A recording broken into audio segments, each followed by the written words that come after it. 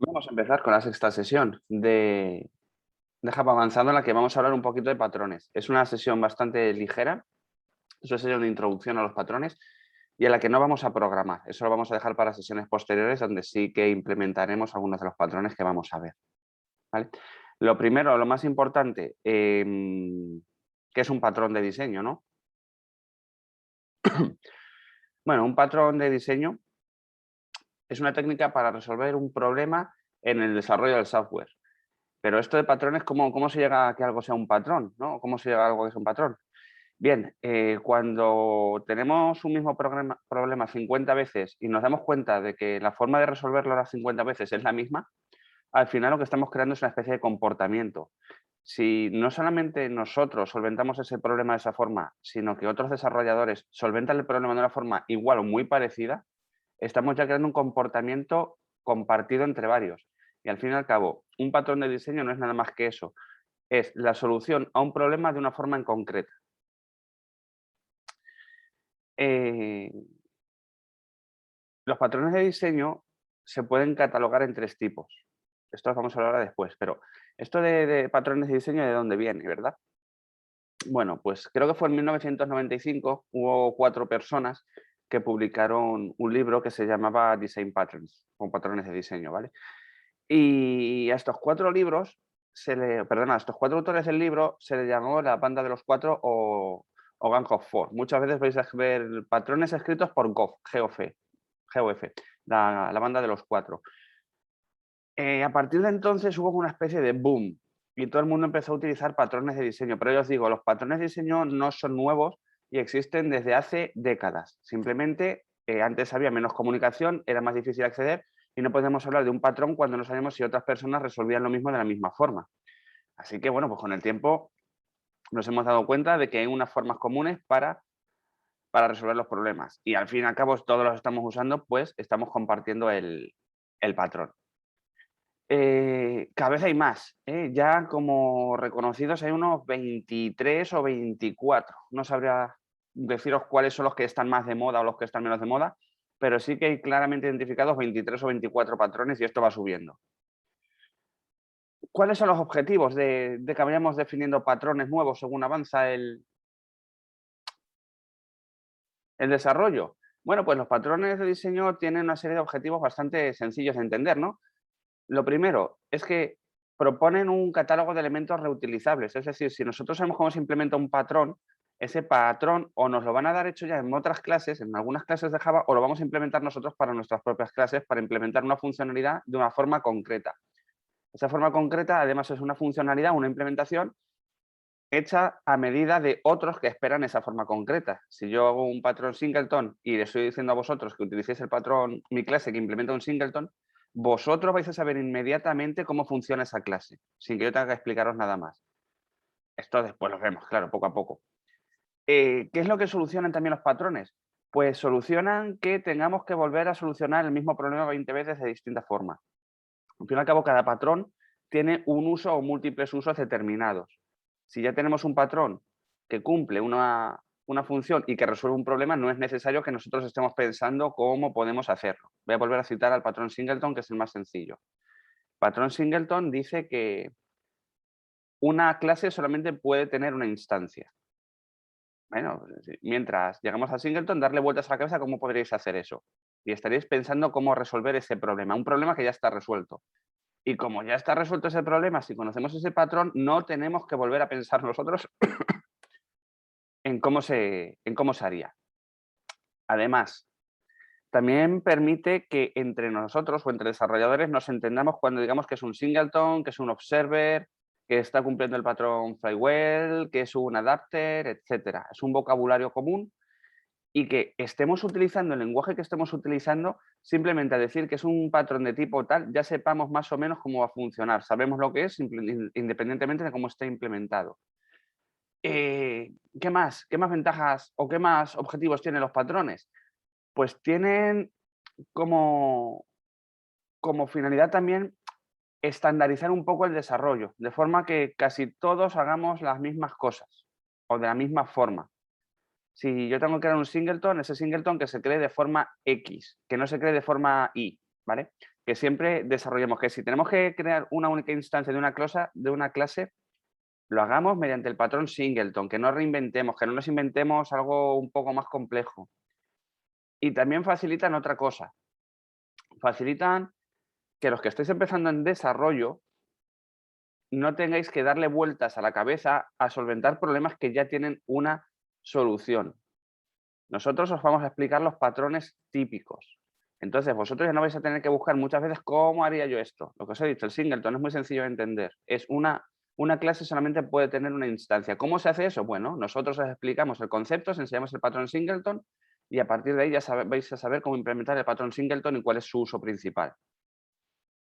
¿Qué tiene más el patrón? Pues el patrón también tiene definidos, por así decirlo, algo que no pretende ser. ¿Qué es lo que no pretende ser un patrón? Los patrones no quieren, o no, cuando hablamos de patrones, no queremos imponer que los utilicéis a la fuerza. No tenéis que utilizar un patrón si no queréis utilizar un patrón. Si vosotros queréis hacerlo de otra forma, podéis hacerlo de otra forma. Cuando hablamos de patrones de diseño, hablamos de patrones estandarizados.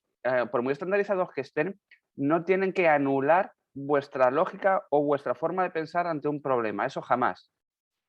Y tampoco tienen que eliminar vuestra creatividad. De hecho, si los patrones fueran únicos, muchos patrones no existirían. Salen nuevos patrones porque salen nuevos problemas y ante nuevos problemas se aparecen nuevas soluciones. Eso ya es un patrón. Un patrón no puede coartaros ni la creatividad ni vuestra forma lógica de resolver un problema. Eso nunca. Bueno, aparte de patrones, también hay otra cosa que se llaman antipatrones, que no nos vamos a meter ahora con eso, pero los antipatrones son muy fáciles de entender también. Un antipatrón simplemente es una mala práctica. Cuando hablamos de patrón y antipatrón, hablamos de patrones. Cuando nos referimos a prácticas estándar utilizando técnicas comunes, y cuando hablamos de antipatrones, a una práctica malísima en el mundo del desarrollo. ¿Cómo se catalogan los patrones? Bueno, pues los patrones se catalogan en 3.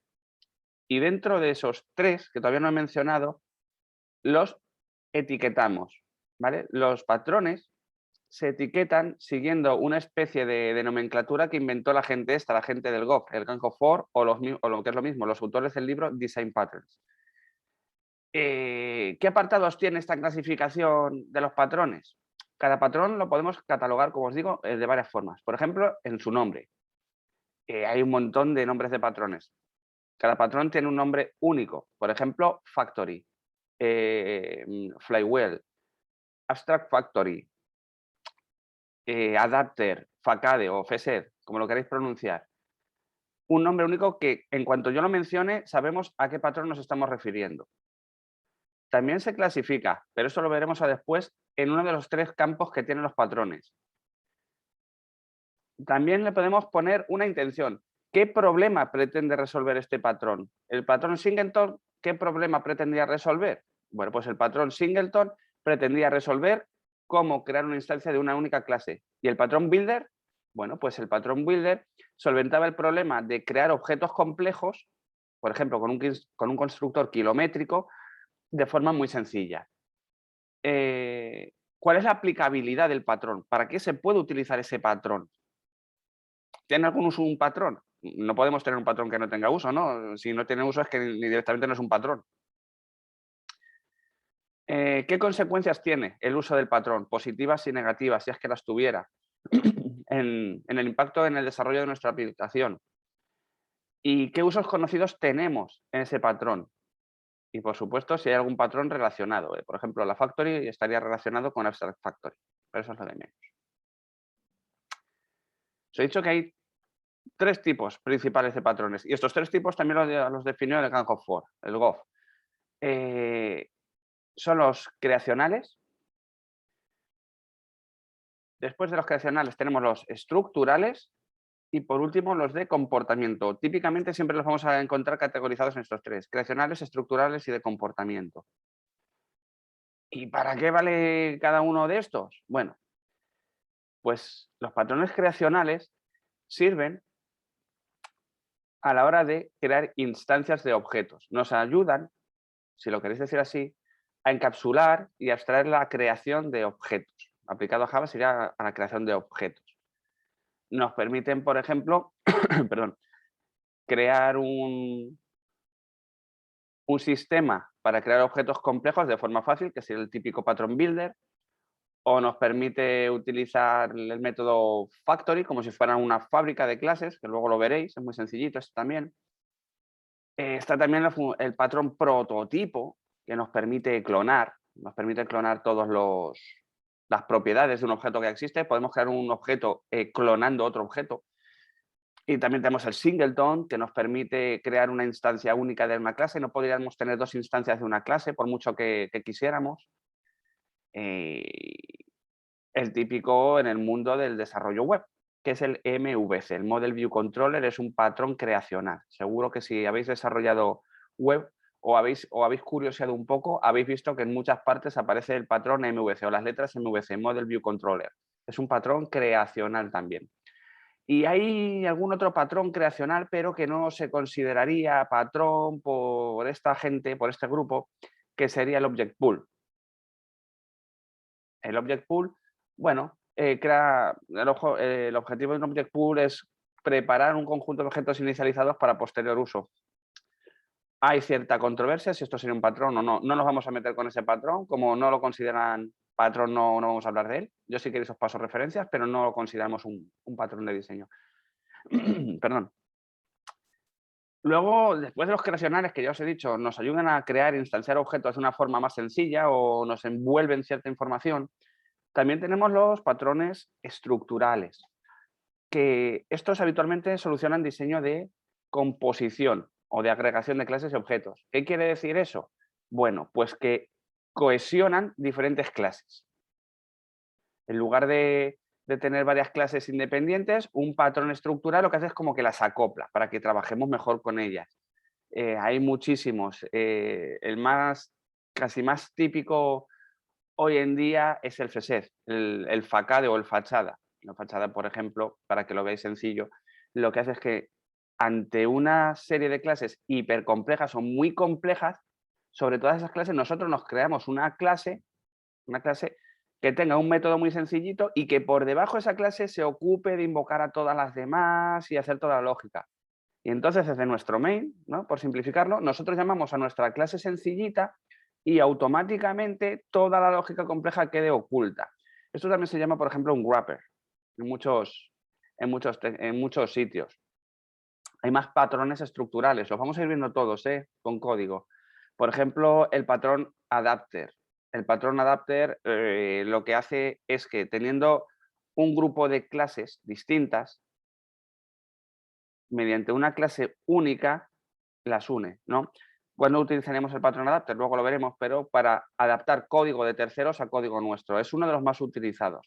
No, los estoy comentando muy por encima porque vamos a profundizar en ellos. Yo digo, los patrones estructurales básicamente cohesionan componentes entre ellos. Pueden ser componentes nuestros o componentes ajenos. Los componentes ajenos muchas veces nosotros no tenemos el código fuente y no podemos modificar ese código fuente para que se comporte como nosotros queremos. Y tenemos que hacer ahí un algo para que funcione como esperamos. Y por último, el tercero de todos ellos es el patrón de comportamiento. Y los patrones de comportamiento, ofrecen soluciones entre la interacción y lo que hace cada clase y cada objeto. Ya habéis visto uno. Si habéis hecho Java básico, cuando implementamos el Event Handler a mano, recordaréis que os comenté aquí, aunque no lo parezca, estoy implementando un patrón y dije, estoy implementando el patrón observer. ¿Qué es esto de un patrón de comportamiento? Bueno, pues un patrón de comportamiento es que reacciona ante algo. El patrón observer, por ejemplo, dice que tengo emisores y receptores.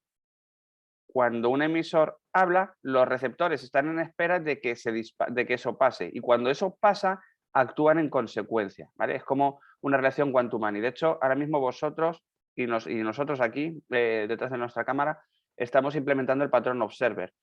Yo sería el emisor, vosotros sois los receptores y al mismo tiempo estáis observando qué es lo que pasa. Y si pasa algo, vosotros reaccionaréis ante ello. Es un patrón de comportamiento. Vuestro comportamiento ante lo que está pasando por un emisor. Bueno, hay otro tipo que serían los patrones de interacción, pero no se consideran ya como tales, ¿vale? Habría una serie de patrones dentro de lo que se clasificarían como patrones de interacción, no sé esa nomenclatura, pero sí que quiero que, bueno, que sepáis que existe, ¿vale? Que esa nomenclatura existe y que, bueno, en algunas partes, pues, se pueden llegar a utilizar. ¿Y dónde utilizamos los patrones, no? Después de deciros que hay un montón, ¿dónde utilizamos los patrones? Pues los patrones los vamos a utilizar donde nos dé la gana.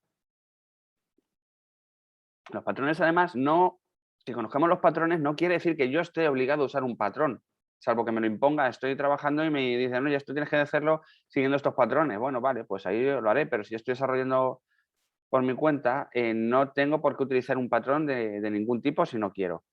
Sí que es verdad que al utilizar patrones, cuando otras personas vayan a modificar o trabajar con nuestro código, lo van a tener más sencillo porque saben lo que van a esperar.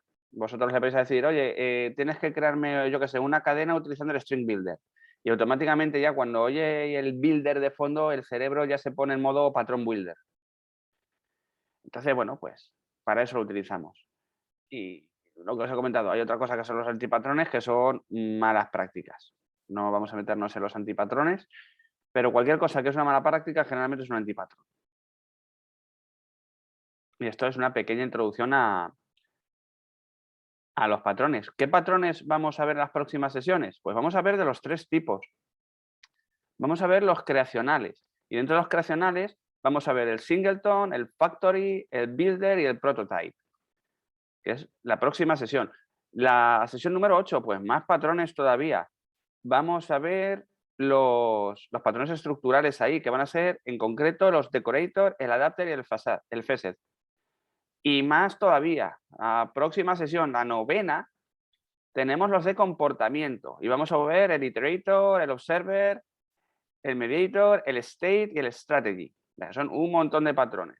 Insisto, los tenemos que conocer simplemente porque cuando leamos código sepamos lo que tenemos delante, pero que no tenemos por qué utilizarlos. No es necesario, no es obligatorio utilizar patrones, pero sí tenerlos muy claros, saber para qué funcionan, saber cómo se implementan para que cuando yo cojo algo, los pueda poder utilizar, los pueda poder implementar y sobre todo entienda lo que está ocurriendo en el código de terceras personas. Y con esto, bueno, pues hemos terminado la pequeña introducción a los patrones de diseño.